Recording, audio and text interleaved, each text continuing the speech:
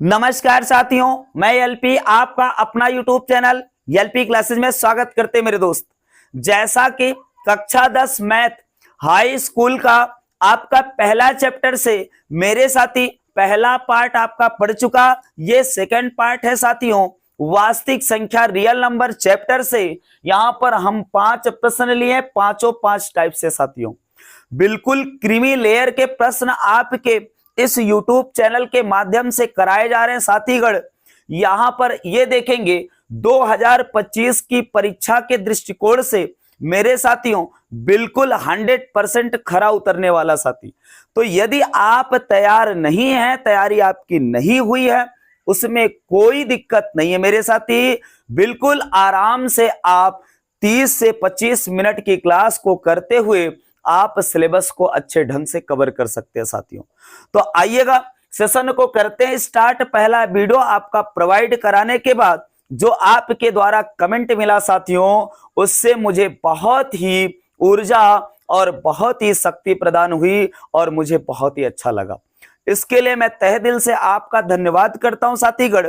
आइएगा सेशन को करते हैं स्टार्ट। बेगर समय को पास किए जो लोग पहली बार हैं चैनल पे, प्लीज यार चैनल को सब्सक्राइब कर लीजिएगा, बेल आइकन ऑन कर दीजिएगा साथियों, ताकि इस प्रकार से कोई भी वीडियो अपलोड कर रहे हैं साथीगढ़ तो सबसे पहले आपके पास नोटिफिकेशन जा सके।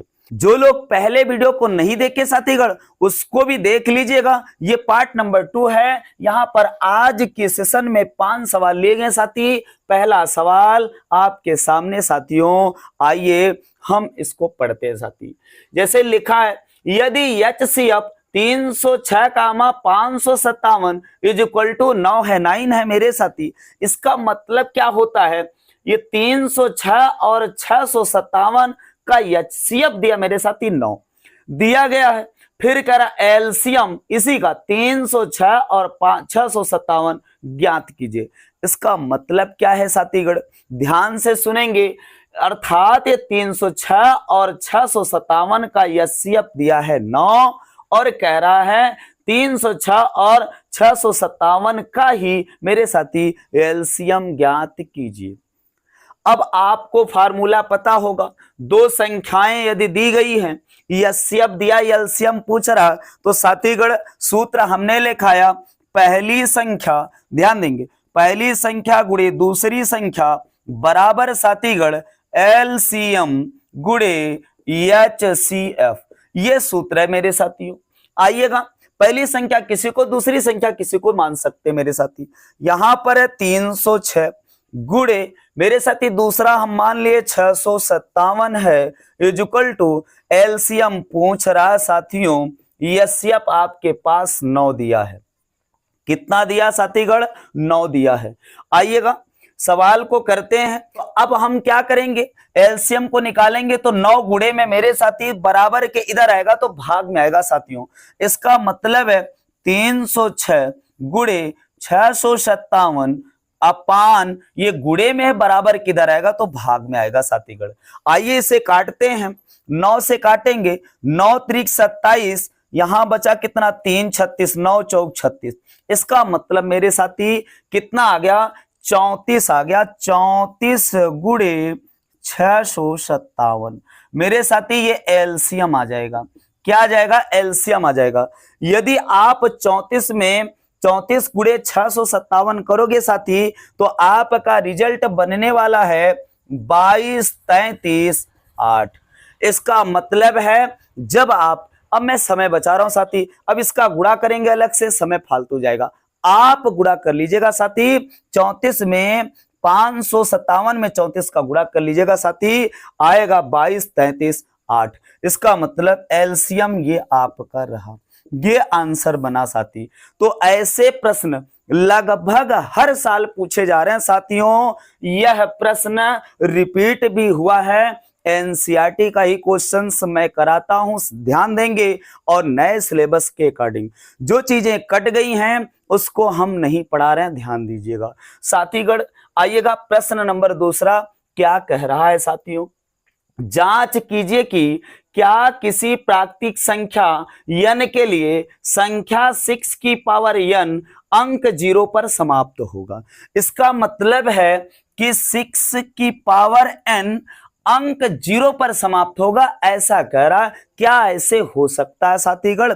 यन के बारे में दिया, यन एक क्या है? प्राकृतिक संख्या यन के लिए। तो हमने संख्या कम से कम 15-16 संख्या पढ़ाया। नंबर सिस्टम मेरे साथी बेसिक मैथ के बाद जस्ट जब आपका पहला चैप्टर स्टार्ट होने से पहले हमने संख्या पद्धत अर्थात नंबर सिस्टम पढ़ाया साथी। वहां से आप संख्याओं के बारे में जान सकते हो।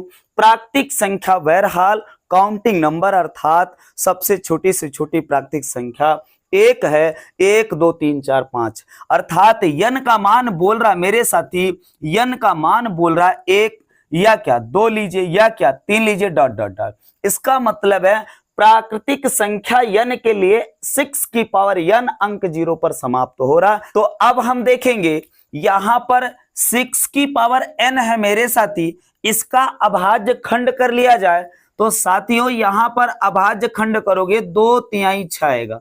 2/3 कितना आ जाएगा मेरे साथी? 6 आ जाएगा। अब यन का मान जो भी यूज करोगे साथीगण ध्यान देना, यन का मान 1 यूज करेंगे, 2 यूज करेंगे, 3 यूज करेंगे, बस यही यूज करेंगे साथी। तो क्या ये 0 पर समाप्त होगा साथी? क्या ये 0 पर समाप्त होगा? तो 0 1 0 बनाने के लिए हमने पिछले वीडियो में बताया, आज भी बता रहा हूं साथीगण। यहां देखना, यदि 10 लिखा तो इसका मतलब इसको लिख सकते 2 गुणे 5 साथियों। अगर 100 लिखा साथी तो इसका मतलब 1 0 बनाने के 2 और 5 क्या हो सकता? 2 गुणे 2 गुणे 5 गुणे 5। समझ में आ रहा है? 2 दूना 4 4 5 20 20 5 100। क्लियर है? तो 1 0 बनाने के लिए 1 2 और 1 5 की आवश्यकता होती है। तो साथियों यहां पर हम देखेंगे 2 तो है लेकिन 5 नहीं, तो इसका मतलब इकाई का अंक 0 आ ही नहीं सकता। तो साथीगण लिखने पढ़ने वाला काम कर सकते हो, यहां पर लिख दीजिएगा। चूंकि ये 6 है जो इसका अभाज्य खंड क्या है? 2 गुणे 3 है मेरे साथी। 2 गुणे 3 में 5 उपस्थित नहीं है, तो 5 उपस्थित नहीं है इसलिए 2 और 5 का गुणनफल ही 10 होता है। इसलिए यह संख्या चाहे 1 यूज करें, यन का मान चाहे 1 यूज करें, चाहे 2 यूज करें, चाहे 3 यूज करें मेरे साथी, कभी भी 0 पर समाप्त नहीं होगा। तो साथियों ये सब लैंग्वेज है, आप सब लिख सकते हो, उसमें दिक्कत नहीं। तो यहां पर ये सवाल आपका हो रहा है खत्म। इसका मतलब है 6 की पावर या n अंक 0 पर नहीं समाप्त होगा बाबू। क्लियर हो गया? तो आएंगे यहां पर सवाल नंबर 3। क्या कह रहा साथीगण? क्या कह रहा? व्याख्या कीजिए कि 7 गुणे 11 गुणे 13 प्लस 13 और 7 गुणे 6 गुणे 5 गुणे 4 गुणे 3 गुणे 2 गुणे 1 प्लस 5 भाज्य संख्या क्यों है? मेरे साथी मैं भाज्य संख्या बहुत ही अच्छे ढंग से मैं फिर से बता रहा हूं, संख्याओं को बहुत ही तगड़े ढंग से पढ़ाया हूं, वहां से आप कवर कर सकते हो। बहरहाल भाज्य संख्या वे संख्या होती हैं जो स्वयं के अलावा किसी दूसरी संख्या से कट रही हो, अर्थात जिसका कुछ गुणनखंड बन रहा हो साथी। जैसे देखना यहां पर अगर मैं 3 लिखा तो 3 का आप खंड करोगे तो 3 का 1 गुणे 3 लिख सकते हो, बस इससे ज्यादा नहीं।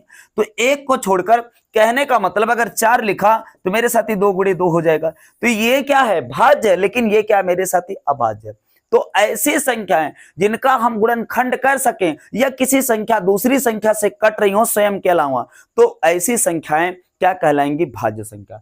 तो अब देखेंगे यहां पर किसी संख्या से कटना चाहिए, बात खत्म। मेरे साथी इसमें देखना 5 है, यहां भी क्या है? 5 है। मैं यदि 5 कॉमन ले लो साथियों तो 5 कॉमन लेंगे तो यहां क्या बनेगा? 7 गुणे, ध्यान देना मेरे मित्र, 7 गुणे 6, 5 कॉमन लियो मेरे दोस्त, 4 गुणे 3 गुणे 2 गुणे 1 प्लस यहां पर 5 कॉमन हुआ तो किसी के गुणे में 1 तो लिखा रहता है ना मेरे साथी, तो 1 गुणे 5 यहां मान लीजिए तो 1 बचा रहेगा।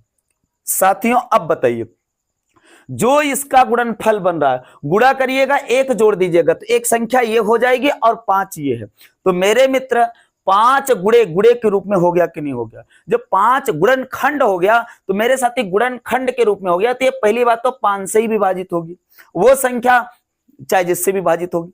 इसका मतलब क्या हुआ कि ये संख्या में जो उभयनिष्ठ गुणनखंड बन रहा है आपका, उभयनिष्ठ कॉमन जो बन रहा है 5 बन रहा, 5 गुणे ये संख्या कुछ भी आएगी, जो भी गुणा कर लेना, 4 4 तिहाई 12, 12 दूना 24, 24 करके ऐसे 3 6 का गुणा 7 का गुणा करके 1 जोड़ दीजिएगा मेरे साथी। जोड़ने के बाद जो संख्या आएगी गुणनफल के रूप में आप लिख दीजिएगा 5 से विभाजित हो रहा है, ये भाज्य संख्या मेरे साथी।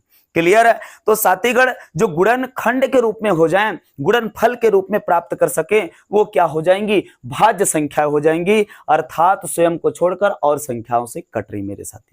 तो इसका मतलब ये भी सवाल आपका हो गया, सिर्फ लिखने पढ़ने का रह गया। लिख पढ़ सकते हो, आराम से लिखना मेरे साथी। इसका क्या हो रहा है? गुणनखंड हो रहा है। यह 5 कॉमन बना है, जो 5 से भी पहली बात तो ये 5 से भी विभाजित है, इसका मतलब ये भाज्य संख्या है। तो लिख पढ़ सकते हैं आप। क्लियर है मेरे साथी? यहां पर तीसरा प्रश्न हो गया। चौथा प्रश्न क्या कह रहा? ध्यान से सुनना। यदि यस्यप, यही देखो, ध्यान देना, इसी फॉर्म में है सवाल, बशर्ते इसमें ये देखना, ये चर पद दे दिया मेरे साथी, इसी चर का मान पूछ रहा है, यक्स के फॉर्म में दे दिया, तो क्या करोगे मेरे साथी? यहां पर यदि HCF 225 कामा 60, इसका मतलब 225 और 60 का यस्यप के फॉर्म में दिया, ये इतना यस्यप है मेरे साथी। यहां यस्यप ना लिखकर एलसीएम भी कभी कभी देता मेरे साथी, तो ध्यान देंगे। यहां पर यस्यप ये दिया इतना, तो यक्स का मान बताइए। तो मेरे साथी 225 और 60 का यस्यप निकाल दो और उसी यस्यप को इसके बराबर कर देना, यक्स का मान आपका आराम से निकल जाएगा। साथीगण यहां पर हम सॉल्व करते हैं, थोड़ा सा इसको मिटा देते हैं। इसका मतलब है ये जो चर दिया मेरे साथी, ध्यान देना, इस चर का मान पूछ रहा। अभी कभी कभी क्या होता है कि ये यस्यप की जगह एलसीएम देता है, तो क्या करना है, जब यहां यस्यप लिखा हो तो इन संख्याओं का यस्यप निकाल दो और यस्यप इसके बराबर कर देना, यक्स का मान ऑटोमेटिक निकल जाएगा। अगर यहां साथीगण एलसीएम लिखा है तो इन संख्याओं का एलसीएम निकालकर जो आ रहा है एलसीएम वो रख देना, इसके बराबर कर देना, आपका रिजल्ट आपके सामने होगा साथी। तो इसका मतलब है हमें 225 और 60 का अभाज्य खंड करके यस्यप निकाल देना, यस्यप निकालो मेरे साथी। तो 225 और क्या 60, इसका यस्यप निकालना मेरे साथी। तो इसको क्या कर सकते हो, अभाज्य खंड कर दो साथी। तो अभाज्य खंड करोगे, यहां हम कर देना, देखना इधर 225 है साथीगण, इसका अभाज्य खंड करेंगे। इकाई का अंक यदि साथी 5 है ना, तो पहले 3 से ट्राई कर लेना, फिर 5 से देखना। 3 से काट रहे मेरे साथी तो कट जा रहा है, 3 सते 21, 3 पचे 15। साथियों फिर से 3 से काटेंगे साथी, 3 दूना 6, 3 पचे 15, 25 आ गया साथी। 5 से काट दीजिए, 5 पचम 25, 5 1 5, खत्म हो गया साथी। इसका मतलब इसका अभाज्य खंड क्या बन गया साथियों? 3 गुणे 3 गुणे 5 गुणे 5। आपको एलसीएम लेना होता तो इसको घात के रूप में लिख देते, यस्यप लेना है ऐसे रख दो, कोई दिक्कत नहीं साथीगण। इसका तो डायरेक्ट कर सकते हो। कैसे कर सकते हो? आज के ही क्लास में बताया और कल के ही क्लास में बताया था साथी। इस 0 का मतलब होता है 2 और 5, रख दीजिए, समझ में आ रहा? तो बचा यहां क्या? 6 बचा, इसको लिख सकते हैं 2 तिहाई 6, 2 तिहाई 6। हो गया कि नहीं हो गया मेरे साथी? हो गया कि नहीं हो गया? कैसे? फिर से देखना, 2 दूना 4, 4 तिहाई 12, 12 पंचे 60। इस 2 और 5 से एक 0 बन गया, बचा 6, 3 दूना 6, हो गया मेरे साथी। अब बोलो एससीएफ क्या आने वाला? जो कॉमन होगा। इसमें देखना 3 कॉमन है, बिल्कुल कॉमन है मेरे साथी, 5 कॉमन है, बिल्कुल कॉमन है, जो कॉमन होता वही एससीएफ होता साथीगण। इसका मतलब हुआ इन संख्याओं का एससीएफ आया, कितना आया? 3 गुणे 5, 5 तिहाई 15 आ गया साथीगण। कितना आया? 15 आया।